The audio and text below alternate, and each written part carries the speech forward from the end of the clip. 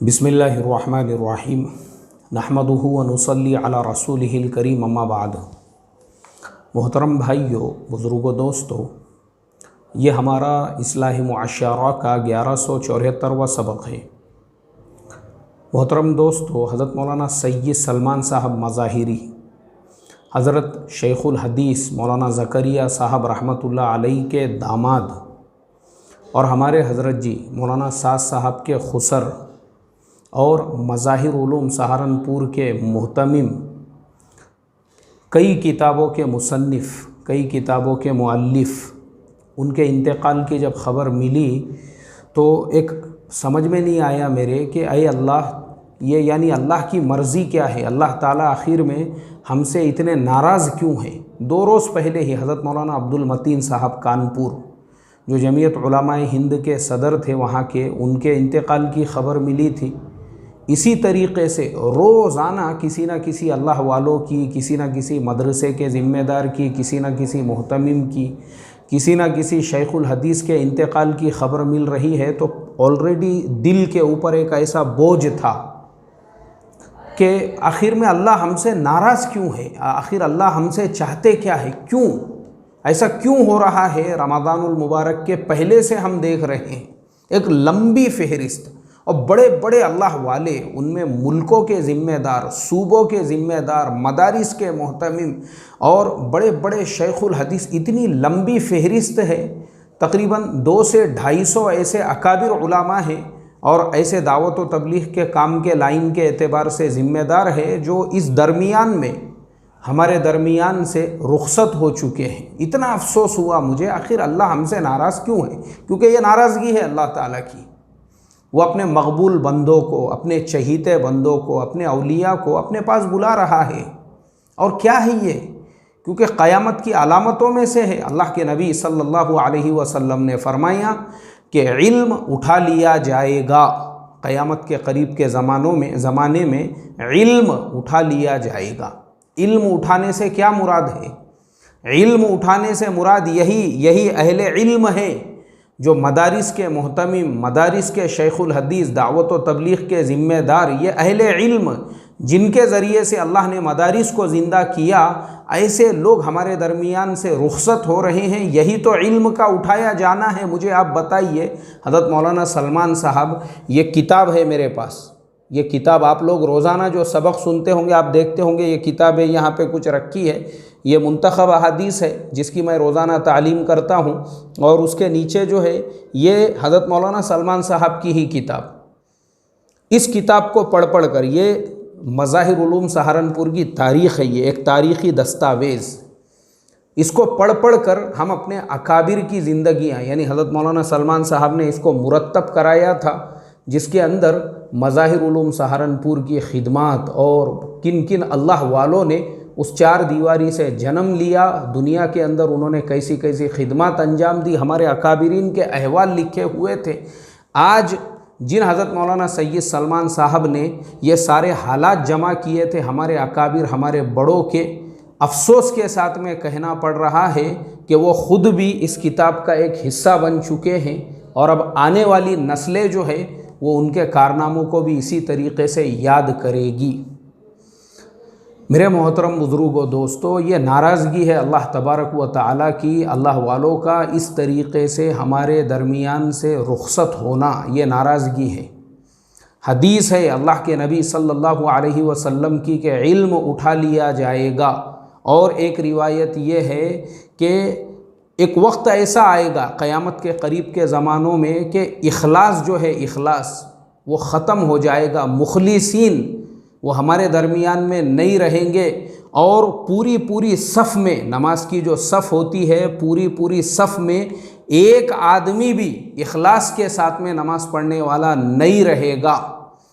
आज मेरे मोहतरम बुज़ुर्गों, आप बताइए, वो मुखलिसीन जिन्होंने दुनिया से किनारा कशी इख्तियार करके अपने आप को लगा दिया मदारिस की लाइन में, अपने आप को लगा दिया उन्होंने मदारिस की लाइन में, तदरीस की लाइन में, इल्म की लाइन में, वो बेचारे जो है दुनिया से किनारा कश होकर उन्होंने अपनी पूरी ज़िंदगी को एक दायरे में तालीम व ताल्लुम के क़ैद करके रख दिया।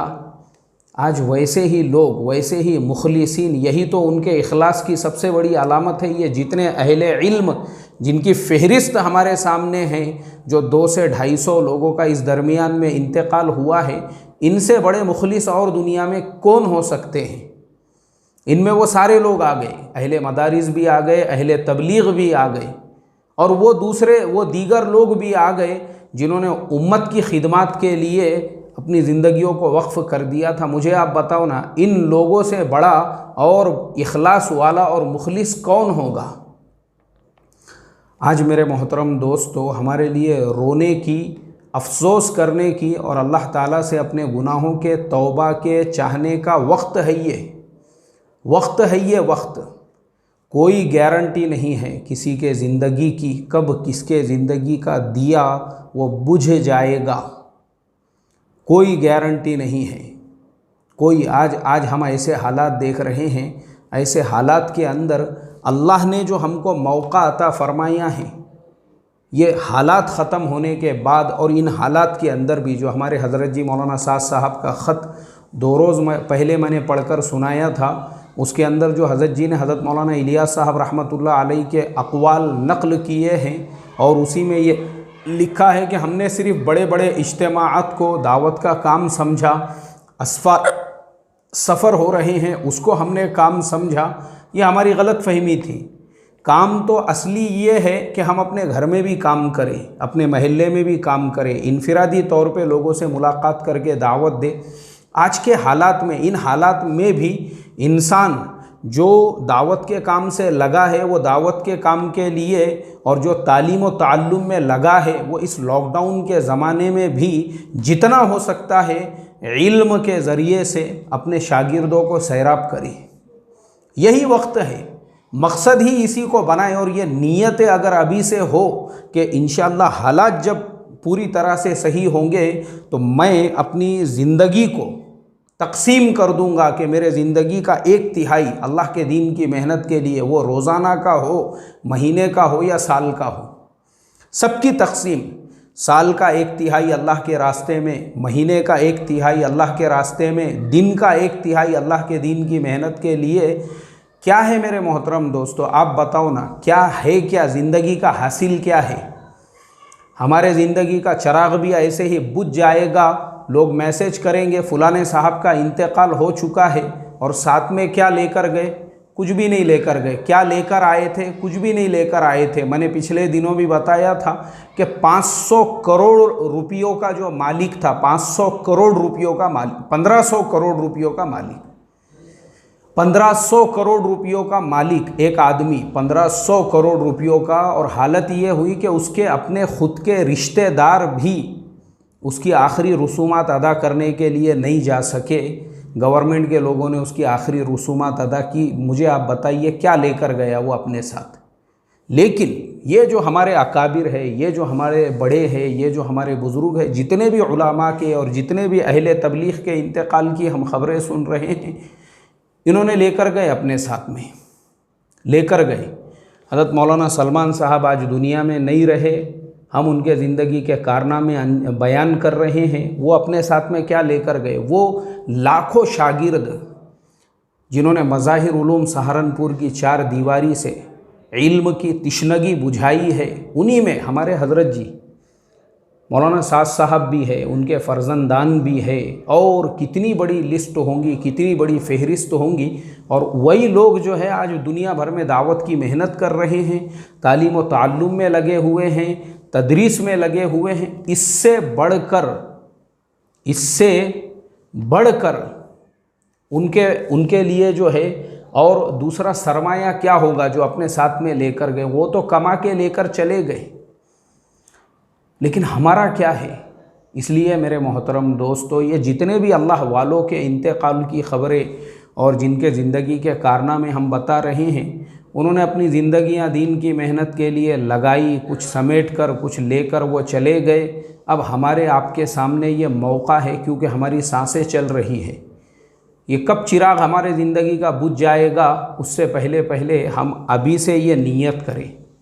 ये नीयत करें, जो लोग तालीम व ताल्लुम में भी है, जो हमारे उलामा की जमात है, अहले मदारिस है, मैं उनसे भी यही कहता हूँ कि बहुत सारे जो अहले इल्म वो तालीम व ताल्लुम या मस्जिद की इमामतों से हटकर आज वो ताजिर साहब और बिल्डर साहब और बिजनेसमैन साहब बन गए हुए हैं। उनके लिए इबरत है ये 1500 करोड़ रुपए छोड़कर मरने वाले। उन्होंने ये समझना चाहिए कि मैंने मदरसे की 4 दीवारी के अंदर रहकर जो तालीम व ताल्लुम हासिल किया था उसका हक़ मेरे ऊपर ये है कि मैं भी दुनिया को कुछ ना कुछ इल्म दूँ, मेरे ज़रिए से भी उम्मत को कुछ फ़ायदा पहुँचे। भले वो अपनी तिजारत में रहे, भले वो अपनी बिल्डिंग लाइन में रहे, भले वो प्लॉटिंग के धंधों में रहे, भले वो बड़े से बड़े बिजनेसमैन साहब रहे, लेकिन निस्बत किसी न किसी मस्जिद या मदरसे के साथ में ज़रूर होना चाहिए। क्या लेकर जाएंगे नहीं तो अपने साथ। तो ये हमारी लाइन, हमारी ज़िंदगी का मकसद ही है। मदरसों में यही पढ़ाया जाता था कि मरेंगे हम किताबों पर और वरक़ होगा कफन अपना। और आम जो लोग हैं जो दावत के काम में लगे हुए हैं उनके लिए भी ये इबरत है। या ऐसे ही बहुत सारे लोगों के इंतकाल की ख़बरें आज हम सुन रहे हैं। सूबे के ज़िम्मेदार, ज़िले के ज़िम्मेदार, महल्ले के ज़िम्मेदार के इंतकाल की, लेकिन वो अपने साथ लेकर गए। कोई अपने साथ पूरे महल्ले के अंदर, पूरे महल्ले को जिसने दावत के काम पे खड़ा किया था, किसी ने गांव को खड़ा किया था, किसी ने तालुक़े, किसी ने ज़िले को, किसी ने पूरे सूबे को। उनके जाने के बाद वो पूरा सूबा आंसू बहा रहा है कि इन्हीं की बरकतों से, मेहनतों से ये पूरा सूबा जो है आज इस काम पे खड़ा हुआ है। पूरे सूबे में जो दीनदारी नज़र आ रही है, मदरसे आबाद है, मस्जिदें आबाद है, मकतबों का एक निज़ाम कायम हो चुका है, घर घर में आलिम और हाफिज़ है। ये अपनी ज़िंदगी को इन्होंने खपा दिया था, वो अपने साथ इतना बड़ा ज़ख़ीरा लेकर गई। किसी ने मुल्कों को खड़ा कर दिया। तो ऐसे ही उनका ये ज़ख़ीरा है, उनकी ओरिजिनल कमाई यही है। वरना जिन्होंने दुनिया के लिए अपने आप को लगा दिया तो फिर वो ऐसे 1500 करोड़ कमा के भी कुछ फ़ायदा नहीं। अल्लाह हिफाजत फरमाए। इसलिए मेरे मोहतरम दोस्तों, मैं अल्लाह से यही दुआ करता हूँ जितने अकाबिर के जो अभी तक इंतकाल हुए हैं, जो उन्होंने पूरी ज़िंदगी अल्लाह के दीन के लिए, मदारिस के लिए, मसाजिद की मेहनतों के लिए लगा दिया था, अल्लाह ताला हम तमाम को भी अपनी ज़िंदगियों को उसके रास्ते के लिए, उसके दीन की मेहनत के लिए, जैसे हमारे मौलाना यूनुस साहब रहमतुल्लाह अलैहि फरमाया करते थे कि करते करते मरना है और मरते मरते करना है। ऐसे ही हमको अपने ज़िंदगी का मकसद बनाने की तौफ़ीक़ अता फ़रमाई। हज़रत मौलाना सलमान साहब को अल्लाह तबारक व तआला अपना जवार नसीब फ़रमाए, करवट करवट जन्नतुल फिरदौस में उनको जगह अता फ़रमाए। और उनके जो पसमानदगान हैं, हमारे हज़रत जी मौलाना साद साहब है, उनकी अहलिया है, उनके बच्चे हैं, ऐसे ही उनके और भी जो दीगर रिश्तेदार होंगे, अल्लाह उनको सब्र जमील की तौफ़ीक़ अता फ़रमाए। आमीन सुम्मा आमीन। अस्सलामु अलैकुम व रहमतुल्लाहि व बरकातुहू।